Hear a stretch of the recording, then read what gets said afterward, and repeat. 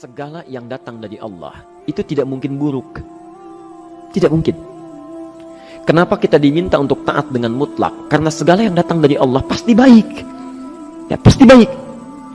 Karena Allah menurunkan segala maslahat sesuai kebutuhan kita. Cuma manusia kadang-kadang, menginginkan sesuatu dengan pikiran pendeknya yang bukan kebutuhannya. Al-Baqarah 216. Gak pelan-pelan kita ya.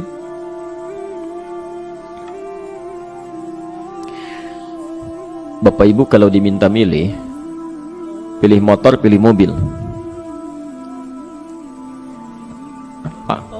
Pilih motor, pilih mobil. Kalau sebagai manusia biasa pilih motor, keterlaluan itu. Umumnya akan memilih mobil.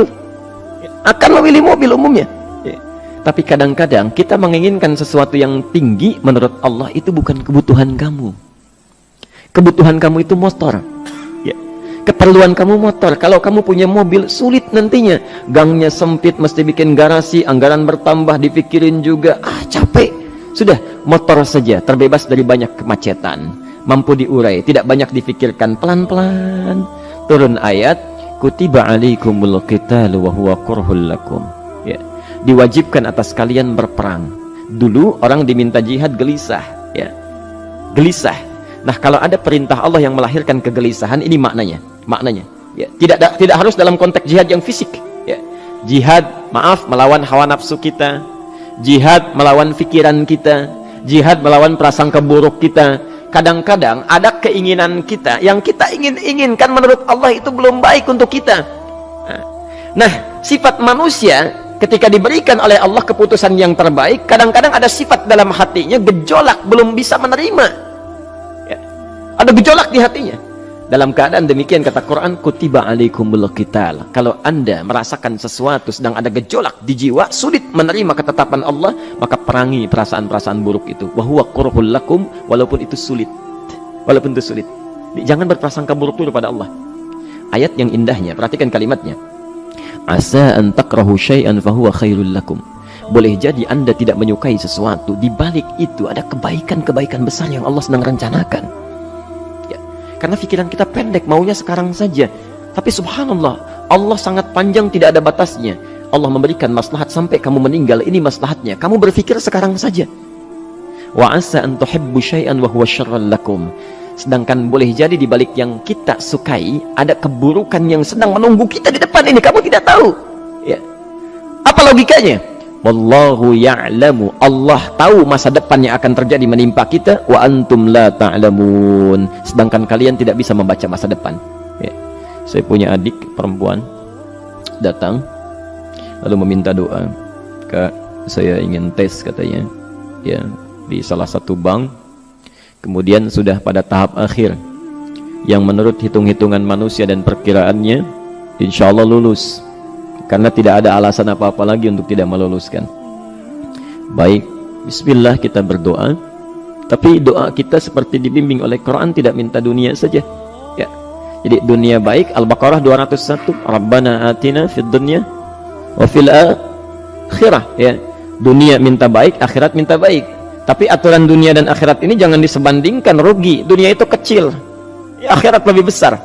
Dunia itu kecil, makanya diatur di Al-Qasas ya, ayat 77 sampai 78 itu aturannya, wabtaghi fima atakallahu daral akhirah wala tansa nasibaka minad dunya. Minta seluas-luasnya akhirat, tapi dunia jangan berlebihan ya. Sekedar mencukupi kebutuhan kita saja ya. Pakaian, Bapak Ibu sekalian ya, kita beli pakaian sesuai kebutuhan saja, jangan berlebihan ya. Cukup ketika kita akan sholat, layak, indah dalam pandangan Allah. Ketika kita akan bermuamalah, bagus, tidak mengecewakan orang lain, sudah. Maka waktu selebihnya, ketika kita mencari sesuai kebutuhan, waktu selebihnya bisa digunakan untuk memperbanyak ibadah. Tidak banyak energi terbuang, uang juga terbuang, tenaga juga terbuang. Bayangkan kalau keinginannya macam-macam. Wah, ingin baju terbaru, ingin tasnya Hermes, mereknya dari Paris, sekarang juga mesti dibeli. Wah, uangnya sudah 400 juta keluar, tenaga mesti keluar, beli tiketnya macam-macam dan sebagainya. Habis waktu untuk mengejar dunia, ibadah tertinggalkan. Rumusnya dunia itu secukupnya saja. Nah, yang paling menarik, Kita doakan supaya Allah memberikan kebaikan dunia dan akhiratnya yang paling utama. Maka datanglah dengan lesu mengatakan, saya tidak lulus, katanya.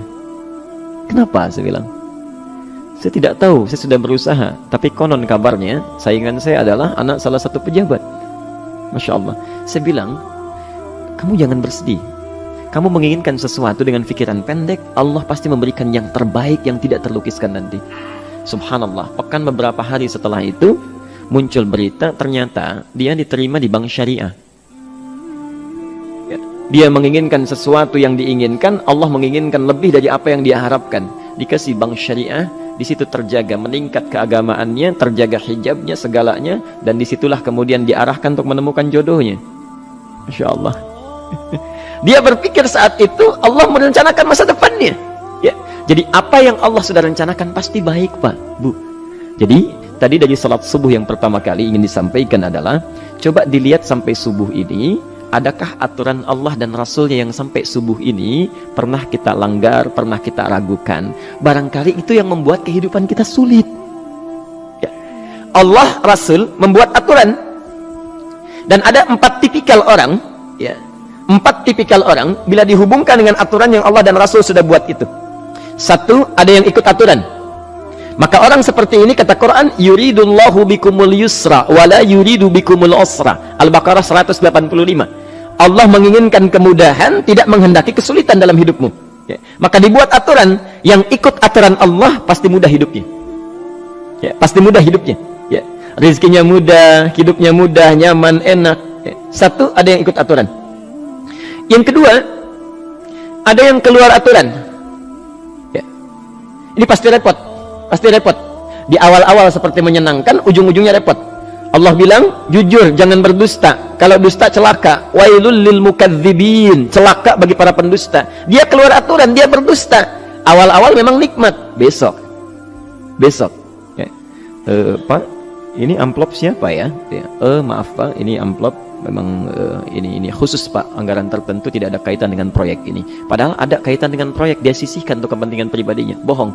Saat itu merasakan enak dapat tambahan, besok-besok dikejar-kejar sama aparat kepolisian. Ya. Celaka. Wail, itu sudah keluar aturan pasti celaka. Ya.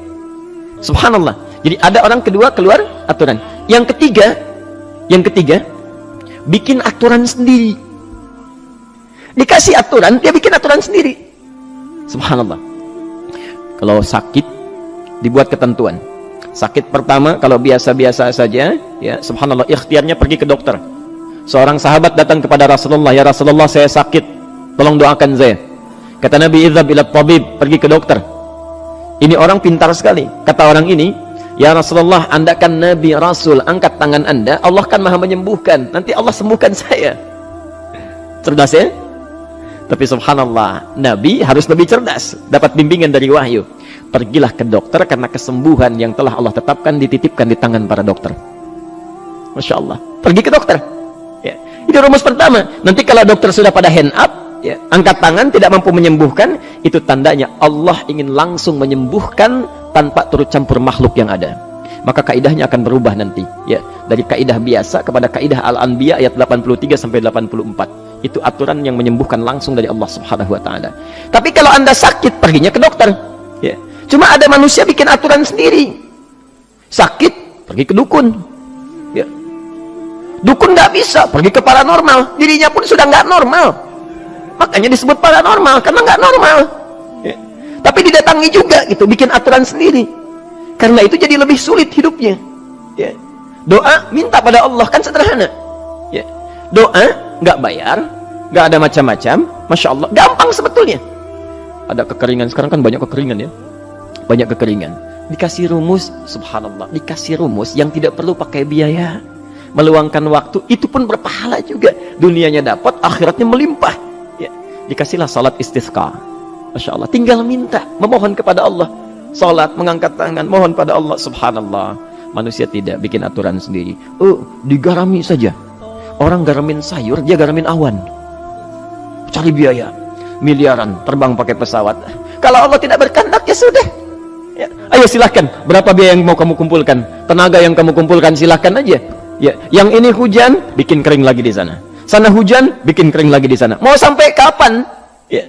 Dikasih yang gratis tinggal muncul, cuma manusia bikin aturan sendiri, ya susah hidupnya. Itu yang ketiga. Yang keempat, ada orang nggak mau diatur. Allah bikin aturan, dia nggak mau diatur. Ya, Masya Allah, ini yang luar biasa. Inilah yang fasik. Fasik itu keluar dari aturan, menyimpang, tidak mau diatur dia. Ya, tidak mau diatur. Karena itu Bapak Ibu sekalian, dari ayat yang pertama ini, ya, mari kita evaluasi sampai dengan hari ini subuh. Dari ayatnya memang sederhana, singkat, padat, cuma satu ayat. Tapi meminta kita untuk melihat, sudahkah sampai hari ini taat pada Allah dan Rasulnya? Yang kedua, ketaatan kita apakah selalu ragu atau sudah melahirkan keyakinan yang paripurna? Ya. Yang ketiga, pelajari aturan-aturan Allah terkait kehidupan kita. Aturan sholat, aturan muamalah, ya, aturan beraktivitas, aturan berumah tangga. Pelajari itu supaya mendapatkan kemudahan. Biasanya kesulitan didapatkan karena kita belum mengenal aturan Allah dan Rasulnya.